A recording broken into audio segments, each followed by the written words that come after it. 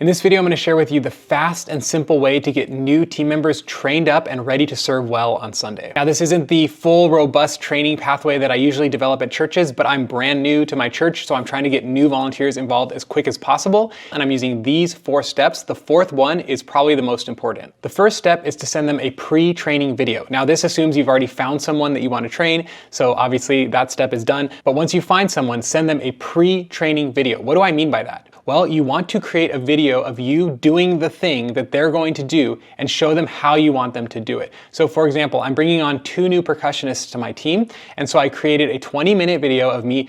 This is how I want you to shake the tambourine. This is how you're supposed to shake the shaker. This is when you use the shaker. This is when you use the tambourine. This is when you hit this drum pad. This is when you hit that drum pad. So I made a 20-minute video, which is on my YouTube channel, by the way, if you want to see what I'm talking about. I'll link it below. But I made a 20-minute video. I sent it to these 2 percussionists and I said, watch this and ask me any questions you have. And you should do the same for each of your musicians. You don't need to make a complicated video. Just set up your iPhone, say, this is how I want you to strum the guitar in a band setting. And if you don't want to make these videos, you can find them online and send them to your trainees in advance. Or I've actually created training videos for every single position in a modern worship team. And in the academy, you can get all of those videos as part of your membership. And you can just send those to your musicians and say, watch this, do what he says, and let me train your musicians for you. Either way, find them, make them, or use mine, it's fine, but send a pre-training video. That's your first step. Once they've spent a couple weeks practicing at home, or at least mentally thinking through the process, bring them in for one-on-one training with you. You shouldn't just throw someone up on stage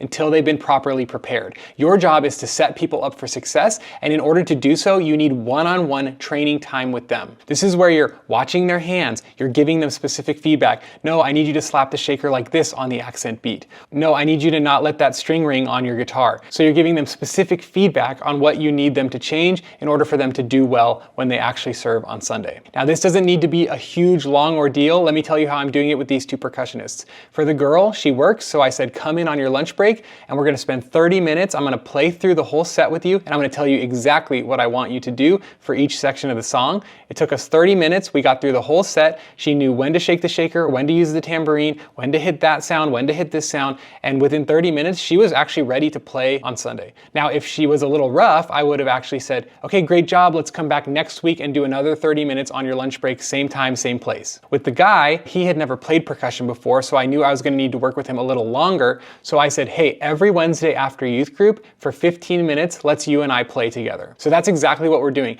After youth group, most of the kids are just hanging out. He and I go to the corner, there's a little percussion set up there, and I play through the songs with him, and I give him feedback. I look at his hand, I give him specific things I want him to work on, and then, here's a tip, I sent him home with our extra shaker and tambourine, and I said, practice to the songs at home. I want you to listen to the radio. I want you to listen to when they're playing the shaker. I want you to listen to when the tambourine comes in. I want you to practice along with the radio, and I want you to practice along with the click track. So we downloaded a metronome to his phone, and I said, I want you to be like a machine. I want you to subdivide so cleanly between those beats and just be a super tight tambourine machine. So that's what in-person training can look like. We've been doing this for 2-3 weeks now, and he's basically ready to serve. So the next step is to schedule them for rehearsal. It's very important that you only schedule them for rehearsal. You don't want to say, I'm going to schedule you for service, because what happens if they bomb at rehearsal? Now you have an awkward conversation that you need to have. So just promise this much, and if they do great at rehearsal, then say, hey, great job. If you're comfortable, I think you're ready to play in the service.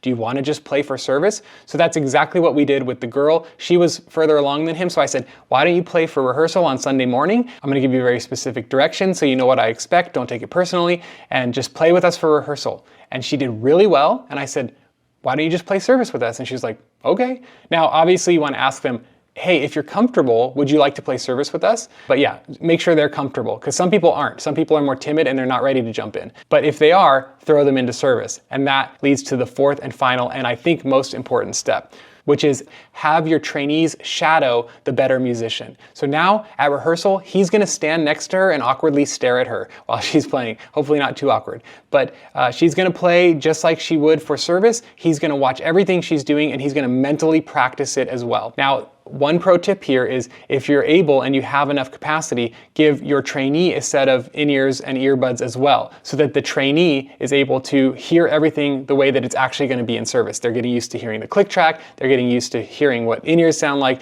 and they're getting comfortable in that environment. That is the key to good training, is to make someone comfortable in the environment so that when they actually do it, it doesn't feel any different than their training. You want to get them as close as you can to the line so that when they step across the line, it feels like they didn't even take a step, that they were just like, oh yeah, I've done this before. That's what good training looks like. Now, this is the quick and dirty way to train people, but it works. I usually recommend a much more robust training process, and I teach that in the Academy. If you want to check that out, we have a team building course and 10 other courses about topics that you would need to know as a worship leader. You can try it for just $1. Or I have a free chapter from an unreleased book that I never put out there that is all about developing training pathways at your church, and I'll put a link below for that. So either join us in the Academy, try it for $1, you get 15 days of full access to all the courses, the live monthly trainings, the musician training videos that I told you about earlier, the team devos that I give for every single week of the year. You can try all that for just $1 at worshipministrytraining.com or link below, or you can grab that free training pathways chapter that I never released. But please set your people up for success. God wants you to equip the saints for ministry. It's literally your calling to help them succeed. So I hope this video helped you. Check out whatever YouTube's recommending next. Otherwise, I'll see you inside the Academy or in the next video. God bless.